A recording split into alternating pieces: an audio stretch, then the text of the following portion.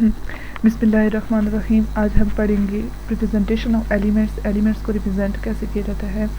तो सबसे पहले हम ये do you know important information पढ़ लेते हैं कि major part of living body is made up of the water, यानी सबसे ज़्यादा जो हमारी बॉडी है वो वाटर से बनी हुई है, जिनमें से 65% to 85% जो है वो बाय मैस है, यानी हमारे बॉडी में जितना वाटर का मैस है वो 65 to 80% है।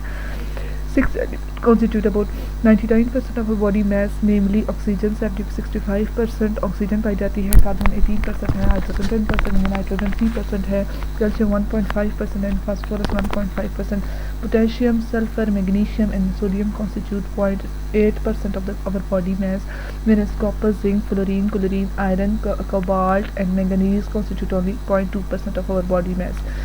हाँ जी, तो चलते हैं एलिमेंट्स की रिप्रेजेंटेशन की तरफ से। एलिमेंट्स को कैसे रिप्रेजेंट किया जाता है? एलिमेंट्स को हम सिंबल से रिप्रेजेंट करते हैं, जो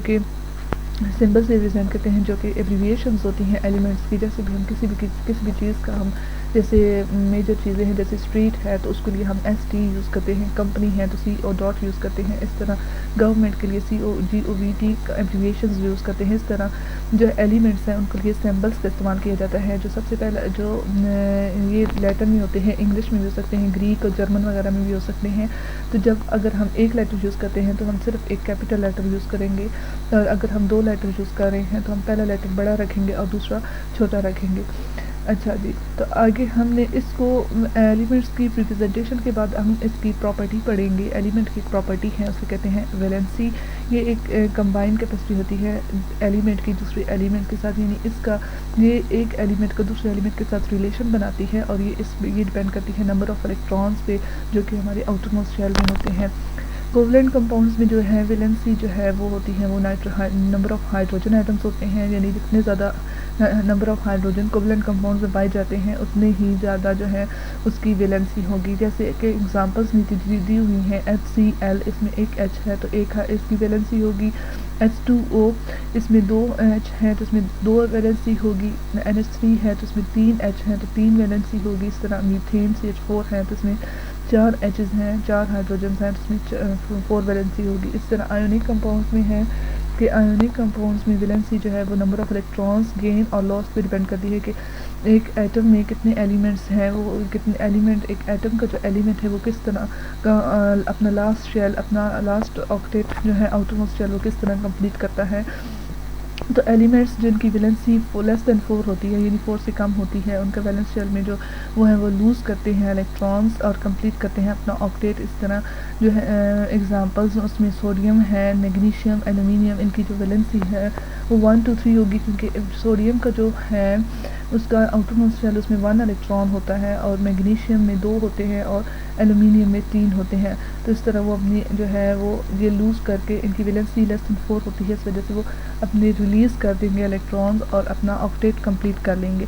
इस तरह वो एलिमेंट्स वो एटम्स जिनके एलिमेंट्स में उनकी वैलेंसी 5 या मोर देन 5 होती है, तो उनकी जो वो जो है इलेक्ट्रॉन्स को गेन करके अपना ऑक्टेट कंप्लीट करते हैं।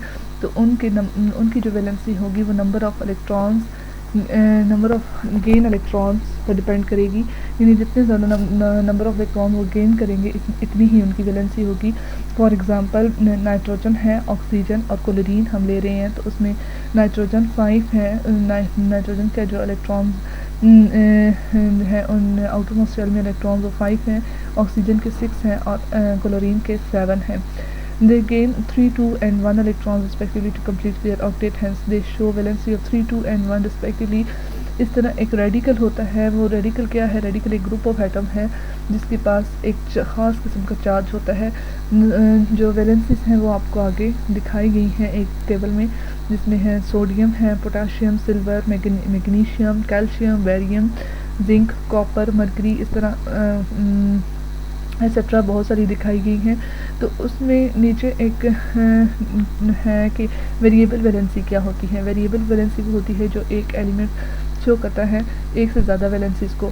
फॉर एग्जांपल जैसे कि फेरस सल्फेट दिए हुए हैं FeSO4 और इस तरह इसमें वैलेंसी है आयरन की 2, जबकि फेरिक सल्फेट में आयरन की वैलेंसी 3 है। यानी यहाँ पे हमने ग्रीक और लैटिन नेम जो है वो चेंज कर दिए हैं, ये फीरम है, यानी टोटली नाम फीरम है, उसको हमने UM हटा के OUS और IC का इजाफा कर दी है। OUS लोअर फ्रीक्वेंसी के लिए होता है और IC जो है वो हाई वैलेंसी के लिए इस्तेमाल किया जाता है।